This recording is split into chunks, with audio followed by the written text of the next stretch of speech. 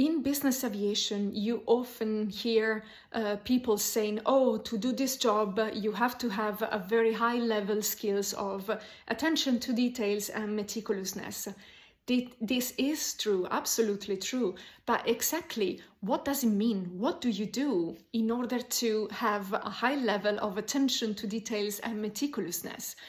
Well, the flight preparation is entirely up to the flight attendant. So the flight attendant has the power to decide how to conduct a flight. And normally we do that according to the type of flight we are about to face. So we study the flight in advance and then take all our decisions in terms of cabin setup, catering, menu planning according to the type of flight. I'll give you a practical example. Let's say I have a flight from A to B with 3 gentlemen and they are business partners. This is a business flight, okay? They are going to work and they want to work during the flight as well. Well, for cabin setup and the way I will arrange my cabin, it will be very efficient probably. I will make sure that they have everything they need next to them. For example, phone charger or maybe wipes to clean the screen of the computer or to clean their own glasses. If they are, kind of old style people like me, for example, who loves to take notes on pen and paper, I will make sure that they have a notebook and a pen, a working pen, a writing pen next to them. And maybe I will also keep handy a little pencil case with some, stationary items, scissors, markers, whatever. And I would put, probably not necessarily on display, but around them, next to them. Also, maybe some water, if they are going to discuss about business, they're also going to be thirsty at some point because talking, it makes you get thirsty. So I will make sure that they have that. And then this is, for the cabin, I would make an environment that is efficient, an environment that has everything they need, where they feel safe, they feel, that everything is actually working and that they have everything they need just, next to them or a few steps away. What I would do in terms of menu? Well, for such a flight, I would probably consider to get a light lunch. Let's assume it's a lunch. I would go for something light.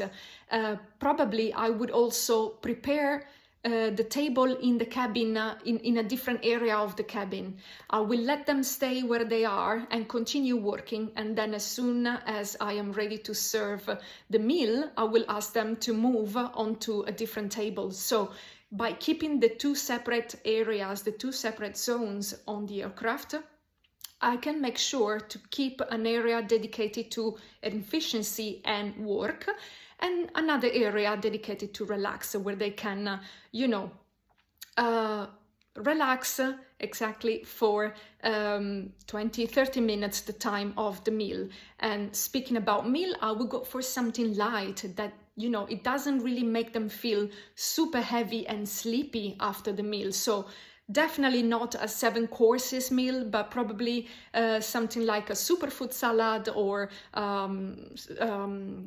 a fish platter, something like that, something that has that it can make them feel, fed and fulfilled, but yet not heavy and sleepy.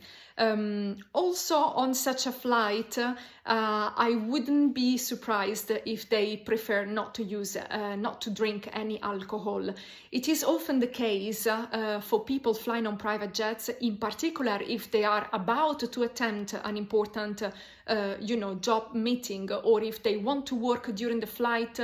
They often do not actually drink alcohol. They prefer to stay focused. So then that means a good quantity of water, normally maybe coffee. And I would probably offer them maybe a range of 4 or 5 different smoothies or juices, just to offer them something different, healthier than a soda, but still that, it can give them the power of the sugar to continue with their job.